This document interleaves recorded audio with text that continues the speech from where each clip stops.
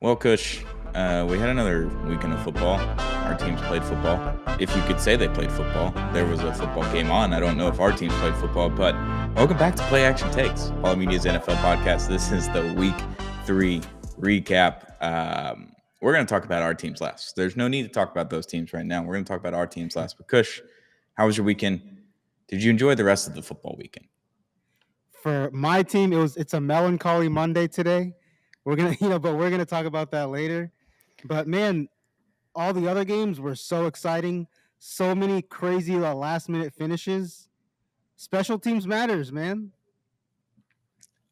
I don't know if I've ever witnessed a witching hour like that. I understand why they call it the witching hour. There's usually like 3 games where it's kind of crazy and everything. It seemed like every single game was insane during the witching hour. Then you had the afternoon game starting at the same time. It was all pure chaos. But welcome to Play Action Takes, Apollo Media's NFL podcast, brought to you by Zing Zang, America's #1 Bloody Mary mix. We love Zing Zang, Zang responsibly, and shout out to Big City Wings, Houston Swing Joint, Apollo's Wing Joint. It's the best place to watch football in Houston. Go to Big City Wings, best wings in town, Houston Swing Joint, Apollo's Wing Joint. Big City Wings, thank you to our sponsors for sponsoring this episode. We'll have a new one here in a minute. We'll talk about them. You're going to want to pay attention to that one. You can win some money off of it. But week 3 in the books. I was watching the games on my iPad and my laptop. I didn't have the TV. We had a lazy Saturday or Sunday with the wife, and we were watching movies and TV shows and all that kind of stuff. But was watching all of this intently. Just wasn't really paying attention to the TV at all. I was all over the computer. Had Red Zone on. We had Packers, Browns, Jets, Bucks, Eagles, Rams. 3 of the strangest finishes I've ever seen in NFL football, like consecutively. I know the Miami Miracle exists. I know other ones exist, but those 3 in a row, Packers, Browns, Jets, Bucks, Eagles, Rams, all having blocked field goals. 2 of them returned for touchdowns. One of them flip-flops it on the end and goes and kicks a field goal on the other side and wins the game out of nowhere. Or did they return one for a touchdown too? Like it was just madness. Like the blocked field goals were a problem. The blocked punts all day long. There were, I believe, I don't know for 6 or 8 games yesterday that had lead changes in the last 3 minutes of the game, which is the most of any weekend of NFL football, I believe. It was an incredible weekend of football. It was insane, man.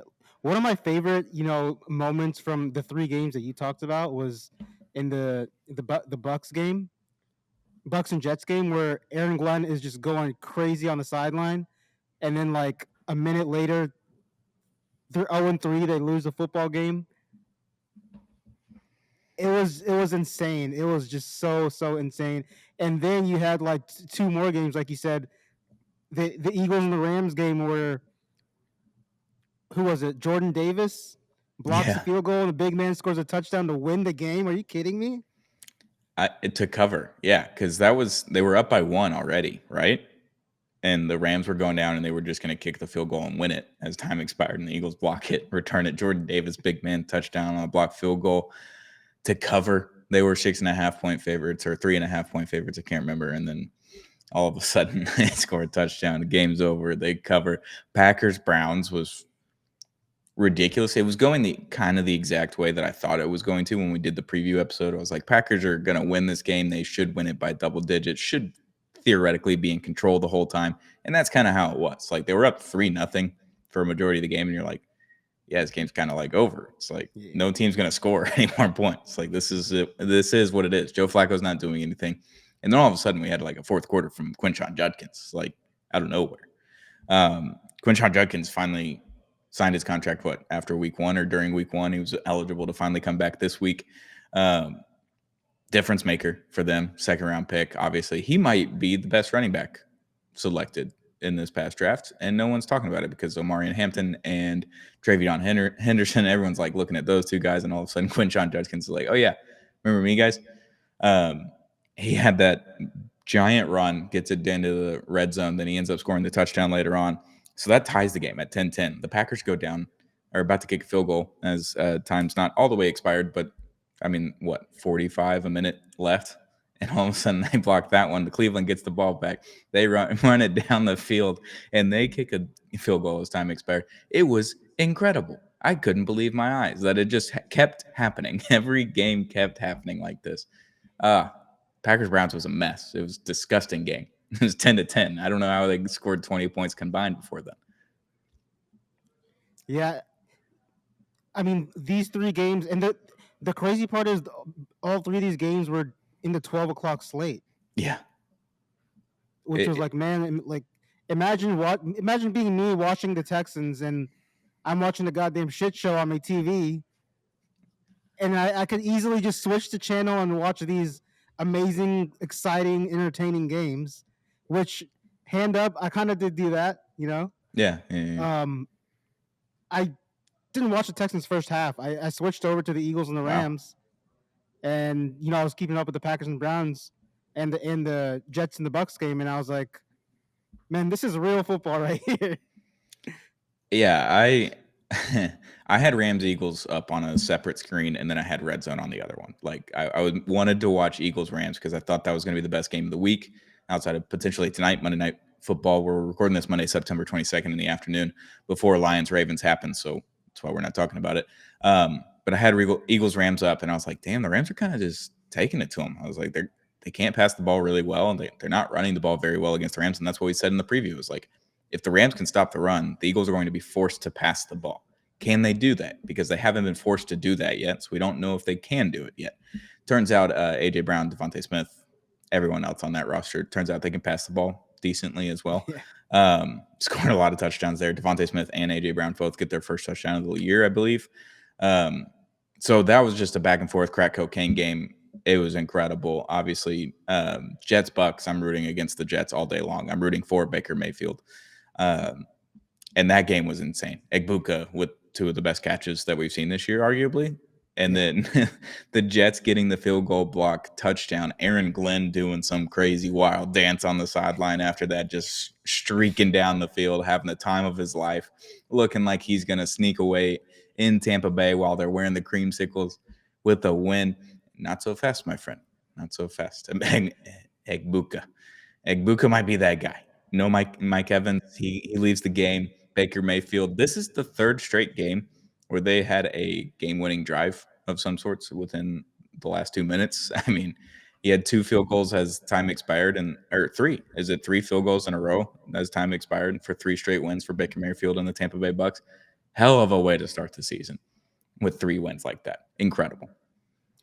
Yeah, I mean, we talked about the Bucks on this podcast a lot recently, and I mean they're 3-0, all 3 close wins, and then I think they found something in Emeka Egbuka, and the biggest thing for this team is health, and when they're healthy, I mean that offense looks like one of the best offenses in the NFL. Yeah, and they're playing the Jets, and the Jets didn't have Justin Fields. Tyrod Taylor ended up starting in his place, so it wasn't like a spectacular game from Tyrod Taylor. It was fine, just under 200 yards, 2 touchdowns, pick, just kind of average. They didn't run the ball at all against Tampa, which I guess you can't run. I guess you can't run against Tampa. I guess that's what it is. I don't know what it is. They had Those the are the pick rules.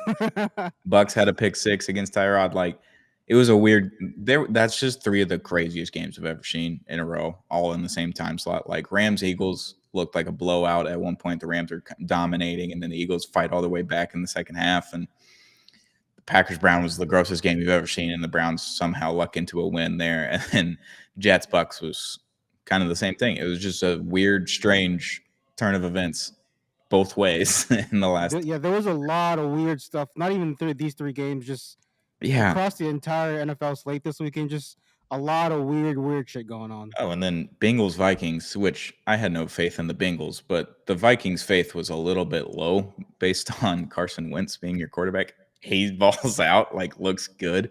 The defense scores multiple touchdowns. I feel like they had a special teams and maybe they had all the sacks, they had all the picks, all the fumbles. They went 48-10 against the Bengals. Not Shout shocked. out Isaiah Rodgers. How about him? Yeah.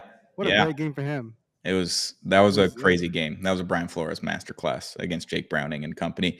Steelers Patriots 21-14. Another disgusting game. Just PU, but it was 14-14 late. Steelers score a little bit there in the fourth quarter. The Colts might be a wagon. Daniel Jones might be a wagon. 41-20. Jonathan Taylor, wagon. Daniel Jones might be a wagon. I don't know. The Colts might be a wagon. They punted 1 time in 3 games. to open Yeah, up. that stat is one of the more insane ones I've seen in a long time. I mean, Jonathan Taylor also went just absolute beast mode on Sunday too against the Titans. Like we haven't seen that Jonathan Taylor in a few. Like it happened a few times last year, but like that was prime Jonathan Taylor. 102 yards, 46 yards was his long, 3 touchdowns. Like he was just kind of doing whatever he wanted. He didn't have to play a lot in the fourth quarter either, so that helps. Texans Jaguars. We'll get to that at the end. Falcons Panthers 30-0. Panthers won. Like just a strange noons slot. Like what in the world happened in the Panthers Falcons game? Like I was looking at the Falcons, like Bijan Robinson, he should have like 170 yards against this team, like he always does, and Michael Penix Jr. gets benched for Kirk Cousins. Like what happened in that game? I didn't watch much of it because it was on Red Zone sparingly because only the Panthers were scoring. Yeah, I think it just goes back to weird stuff going on. I mean, I saw this thing where, you know, the Falcons. I just it's I just don't know with the Falcons anymore, man. You know, I you just don't know what's going to happen week to week. Like 30-0 to the Panthers. Who saw that coming? Except for except for keep pounding Carolina Panthers fan base up there in North Carolina.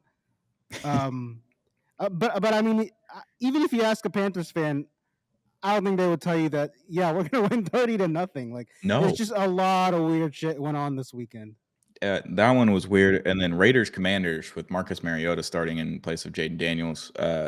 Wasn't really looking forward to that game. They went the fuck off against the Raiders 41-24. They just are like Mariota was running all over them, throwing the ball everywhere he wanted. He had that long run where he ended up fumbling too. Like it just didn't matter. Marcus Mariota was That looked like University of Oregon Marcus Mariota. I feel like him in 2017. Like I watched Mariota and Carson Wentz ball out on a Sunday in the NFL. Like, what are we doing here? It's ridiculous. So yeah, the noon slate was absolute madness. I have no idea what happened. I still am like processing all of that because of how many crazy things happened all in the witching hour. And then you had the blowouts to go on top of it that you just couldn't keep up with how many points everyone was scoring. It was incredible. But before we get to the afternoon slate, I want to talk to you about Underdog. Underdog Fantasy is a daily fantasy app. It's a new sponsor for Play Action Takes. Use promo code PATNFL when you deposit 50 or when you deposit and play a little bit. You can get up to $50 in bonus funds when you just play $5 on one pick. So you gotta select a couple things there. So Kush, we started playing over the weekend on Underdog Fantasy. We've had a great time. Use promo code PATNFL. I had some picks. I had some entries that I really liked on NFL Sunday. I had Drake May higher than 14.5 rushing yards. Hit. Easy. 22. Jonathan Taylor, higher than 89.5 rushing yards. Hit. Easy. Not a problem. Javonte Williams, higher than 64.5 rushing yards. Higher. Easy. Hit. Not a big deal. The last one I had in there, the last entry, the last pick, the last stat, Dak Prescott, higher than 1.5 passing touchdowns. Didn't work. Didn't work. But football is back, and Underdog is the best place to make picks and win money all season long. Playing Underdog is easy. So you just pick a few stats that you enjoy, and you got to have players on 2 different teams. You can't have 3 players like the Cowboys, Javonte Williams, Dak Prescott, and CeeDee Lamb. You can't just group them together. You got to pick another player on another team in order for that entry to go through. You can win up to 5,000 times your cash. Not a big deal with Underdog. As long as you and you can play as little as $1, and you can play as many dollars as you want, honestly. So you just deposit those funds using promo code PATNFL when you sign up. Man, I love Underdog. It's going to be a lot of fun. I'm really excited about hockey season because I know I'll win money on those. Like I just know how to do daily fantasy with Underdog with NHL. I'm excited for the NHL to get back, but football's back. Get in there for college football, NFL. Use promo code PATNFL when you sign up with Underdog. Download the app today and sign up with promo code PATNFL to score $50 in your bonus funds when you play your first $5. That's promo code PATNFL. Millions of fans have already won billions making picks on Underdog. Will you be next? Underdog, make picks, win money. Must be 18 years or older, 19 plus in Alabama and Nebraska, 19 plus in Colorado for some games, 21 plus in Arizona, Massachusetts, and Virginia. And present in a state where Underdog Fantasy operates. Terms apply. See assets.underdogfantasy.com/web/play and get terms _DFS_.html for details. Offer not valid in Maryland, Michigan, Ohio, and Pennsylvania. Concerned with your play? Call 1-800-GAMBLER or visit www.ncpgambling.org. In New York, call the 24/7 HOPEline at 1-877-8-HOPE-NY or text HOPE-NY 467-369. Shout out to Underdog Daily Fantasy for sponsoring this episode. We use promo code PATNFL when you sign up and get up to $50 in bonus funds when you play $5 or more. Shout out to Underdog, new sponsor of the show. We're going to be talking about them all season long. I can't wait to talk about Underdog and how much money we're going to win on Underdog. Kush, I know we didn't do it in this week, week 3, but week 4 is our week. Week 4 is going to be the week. With all that being said, the afternoon slate, not as crazy. Good games, though. Good games. Not as crazy, but good games, I will say. The Chargers and the 49ers both sneak out with divisional wins. The Chargers-Broncos game was going exactly the opposite of what I thought was going to happen. I don't know why the Broncos were in that game. Couldn't figure it out.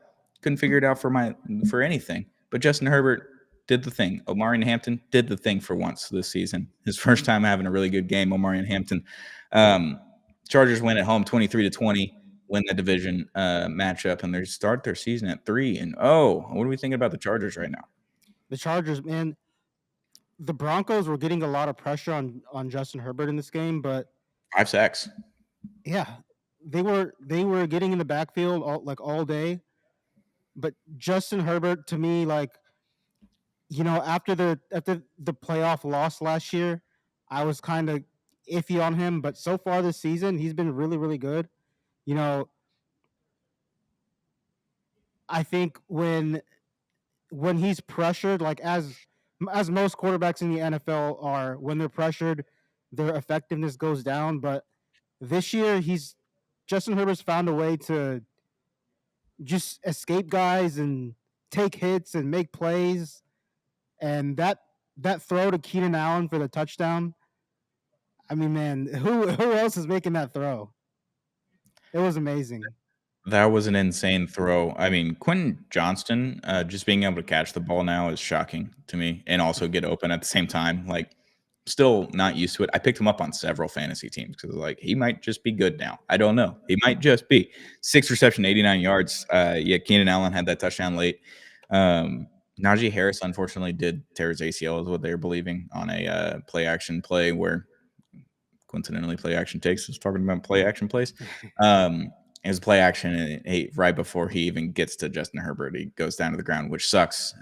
He slammed his helmet and just kind of stomping on the ground and everything. So that's tough to see, especially with his offseason with the firework incident, and hoping he was able to get back. Non-contact injuries are the worst, man. Yeah, and then he just goes down on turf. I'm tired of turf. Like, everyone should just have grass. I'm over it. Like, everyone enjoys grass more. The Buffalo Bills are getting grass in their new stadium. They're going to be excited. But Justin Herbert, another 300-yard passing game, only 1 touchdown, 1 interception. But it was a really good game for the Broncos. I thought they were making strides and looking more like the team they did last year. But it looks like the Chargers might be pretty damn good on both sides of the ball. They're going to be just fine.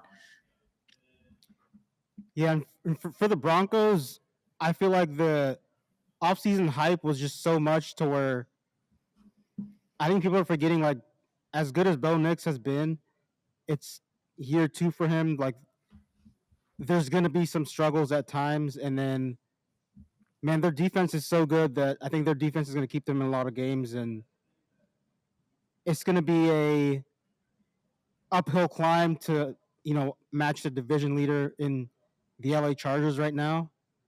But I think defensively, like, they're well primed to, if they can stay in that division. Hopefully, Kansas City doesn't catch up to them. The Raiders we're not really worried about. Nope. But yeah, I think for number 2, so far, it's going to be the Chiefs and the Broncos. And man, What a great competitive division to watch. I love watching these AFC West games every week this season because The it dogfight. feels like the obvious Kansas City Chiefs are primed to make the playoffs every year. We'll see how they do this year. I don't know. I see your face, Donnie. Yeah, we don't I don't know. know. I don't know, Jim. But yeah, this division's gonna be fun to watch all year. Yeah, I mean, the Chargers have taken a stranglehold on it. I know that's week 3 right now, but they're 3-0. Everyone else is 1-2. Like, and they already have 2 division wins under their belt. Like, they have a stranglehold on this division. It is theirs to lose already heading into week 4.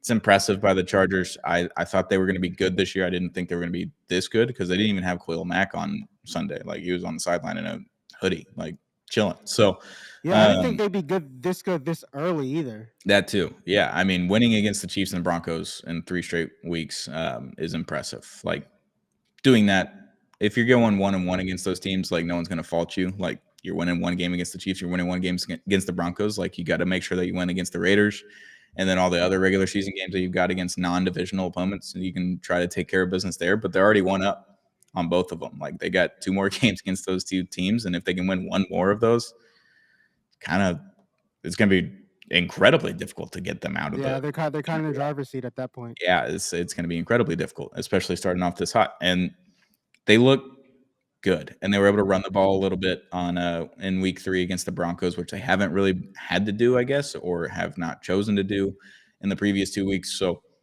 they're looking like a pretty good team. Team that's not looking good though, 49ers, PU, like that sucked. It was awful brand of football between the Cardinals and the 49ers. Mac Jones, another start for the 49ers, sneaks out a win.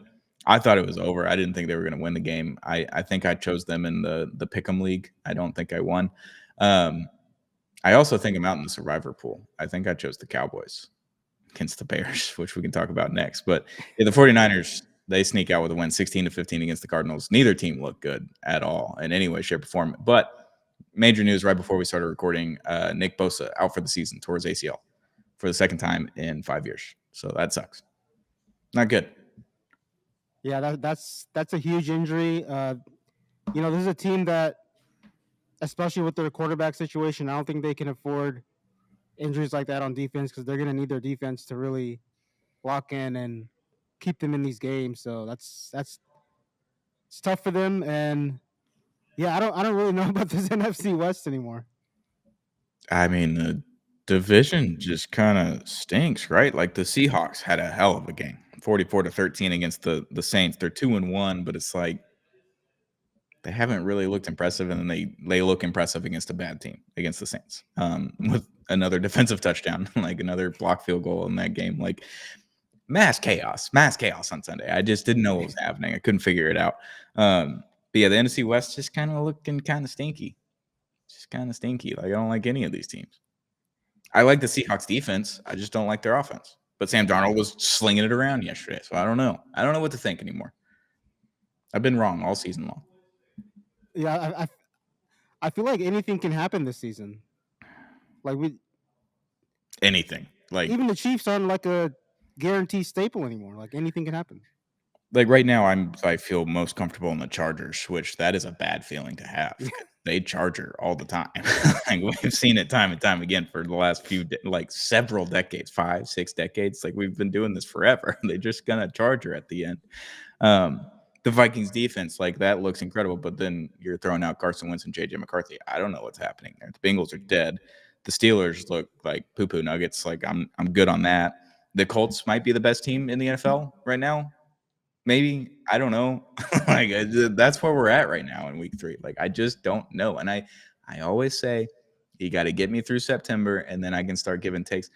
I don't have any takes yet. I don't know what to think until after week 4, and I still probably won't know what to think once we get to October. Yeah, I think everything's so volatile right now in the NFL with all these teams. It's just like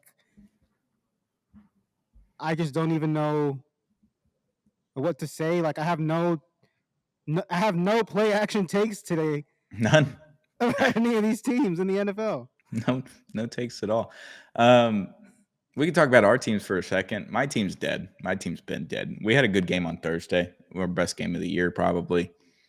Tua looked fine. The running game was not good. The defense couldn't stop a nosebleed until they got a missed field goal at the end of the first half, and they go down and score a touchdown. I'm like, all right, we're in this. It's 14-14 at halftime, and then mistakes keep happening. Things keep happening on defense. Things kept happening on offense, and then you have a chance to go tie the game up or take the lead.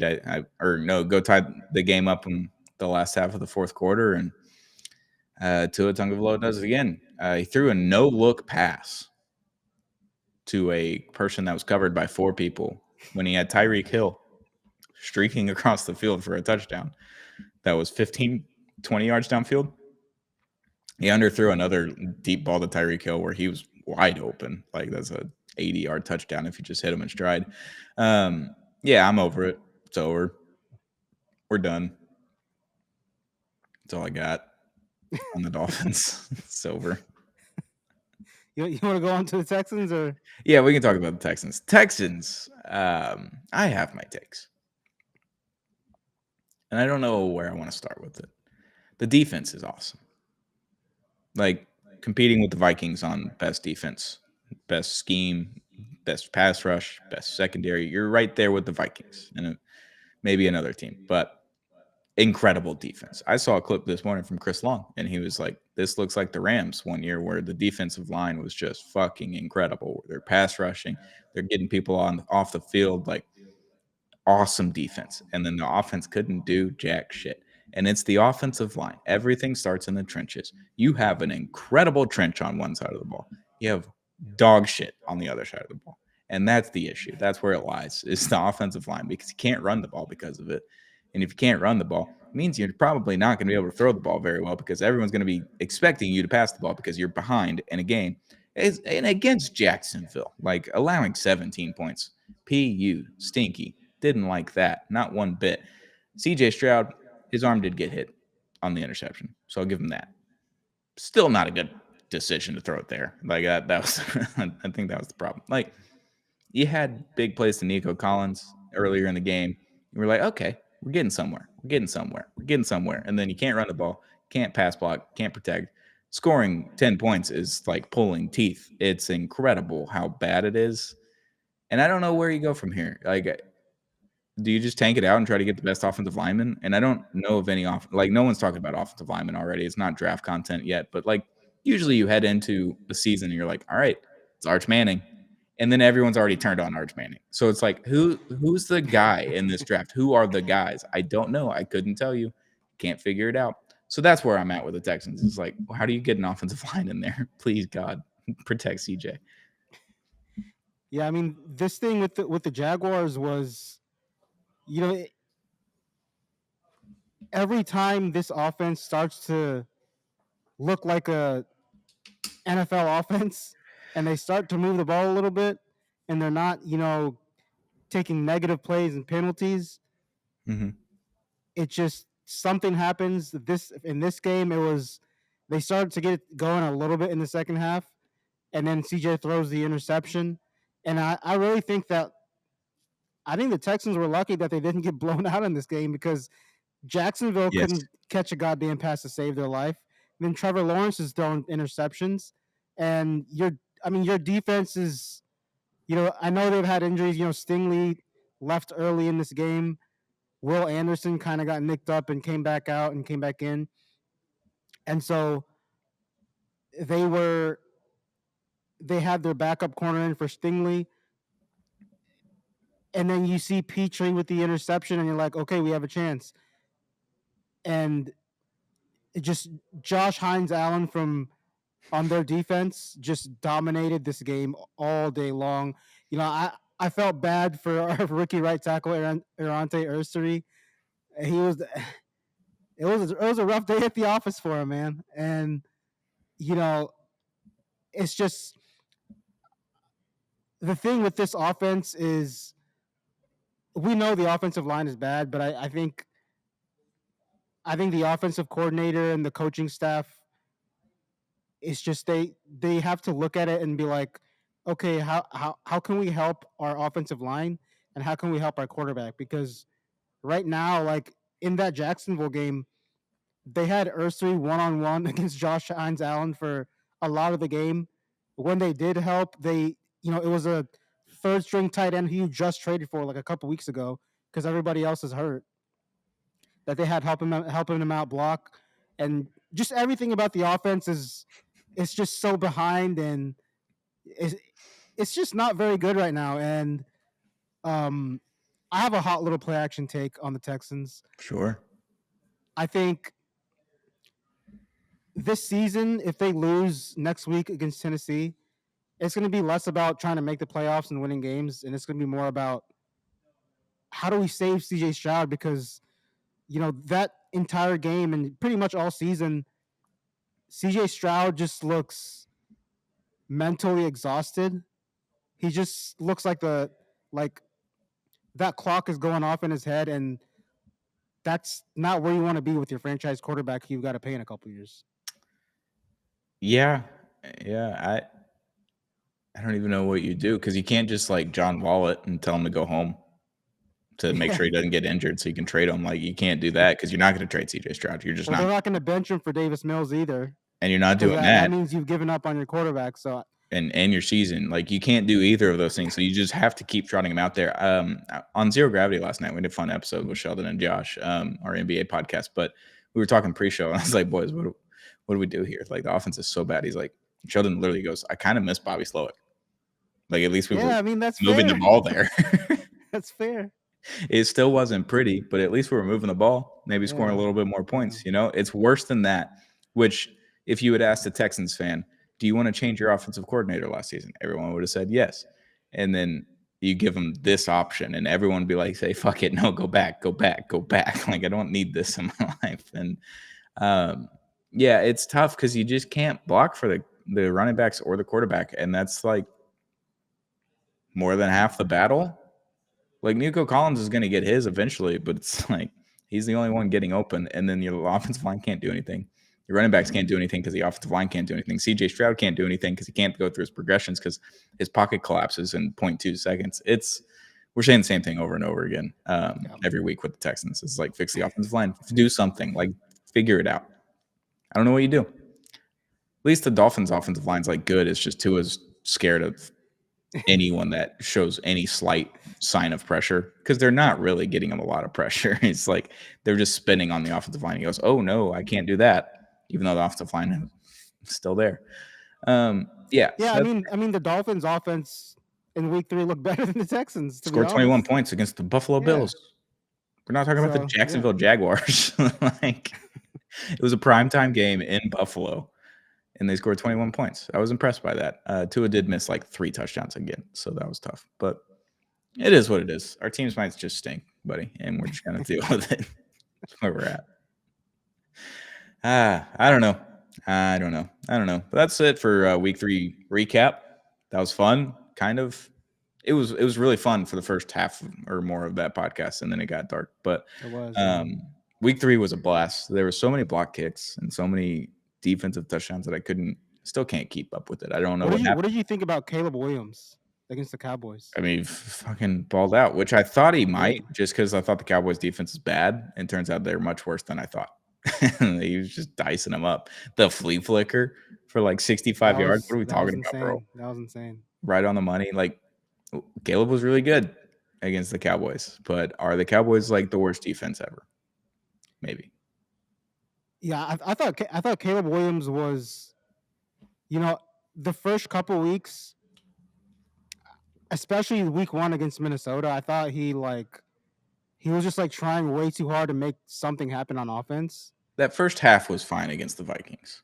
Like, I thought he looked good. I was like, that's different. We haven't seen that yet. But then after that, it was kind of not good. And then week 2, and then in yesterday's game, I just thought he settled down and like trusted his offensive line. Yeah. Because his offensive line gave him time. Like, they were good run blocking. They were running the ball pretty well. And then when Caleb Williams dropped back to pass, I just thought he just looked way more comfortable back there than I've seen him to this point, and put up 4 fucking touchdowns. Yeah. And then CeeDee Lamb getting hurt in the first quarter, high ankle sprain. That was tough. Javonte Williams ran for like 26 yards and fumbled the ball at the end of it. It's like the Cowboys just seemed out of sync yesterday on offense, and their defense simply is not great. Not Like good their enough. run It's game is not much good. better. It's much better than it was. And Jerry Jones was like, we got to fix the run game on the defensive line. And someone tweeted out like the stat line of the Bears running backs at like late third quarter, early fourth quarter. And they're like, maybe Jerry's onto something here. But they're down 28 to whatever. Like, yeah, they just got killed. I mean, the Bears executed and the Cowboys didn't. And that's props to Ben Johnson and Caleb Williams working together and getting on the same page through all the rumors that are happening on Practice Gate with the Bears. Like no one cares about practice. No one's practicing well. And then turns out they go beat the shit out of the Cowboys at home.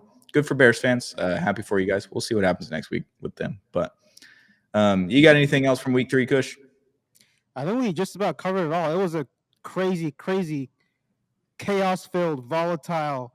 What other adjective you want to use to describe week 3? It was maddening. I couldn't follow it even if I tried. It was impressive. It was a lot of fun. And it doesn't end right there. We got Lions-Ravens tonight on Monday Night Football. What a way to cap it off, huh? What a weekend of football. Oh, man. We'll be back on Friday, though, to preview week 4. We won't be talking about my team. Guarantee you that. We're on Monday Night Football. We might be talking about it. It's a primetime game. That sucks. All right. We might be talking about my team. I don't want to. But week 4 coming on Friday. We'll do the preview episode. Anything that happens in between then, we'll talk about it on Thursday when we record. It'll come out on Friday on Apollo HOU on YouTube. Hit that subscribe button if you haven't already. Hit that subscribe button on Play Action Takes, wherever you get your audio platform podcasts, Apple, Spotify, wherever. We're all over the place on Play Action Takes. Hit that subscribe button if you haven't already. Shout out to our sponsors, Underdog Fantasy, brand new sponsor coming on. Use promo code PATNFL. You can put in on your first $5 play, get up to $50 in bonus bets bonus play with Underdog Fantasy. We love you guys. Use code PATNFL. Shout out to Zing Zang, America's #1 Bloody Mary Mix. We love Zing Zang, America's #1 Bloody Mary Mix for a reason. They got Michelada Mix, Margarita Mix. They got it all over at Zing Zang, America's #1 Bloody Mary Mix. And shout out to Big City Wings, Houston's Wing Joint, Apollo's Wing Joint. Shout out to them. 14 locations across the area of Houston. We love Big City Wings, longtime sponsor of the show. And we'll be back very, very soon with another episode of Play Action Takes, All Media's NFL podcast.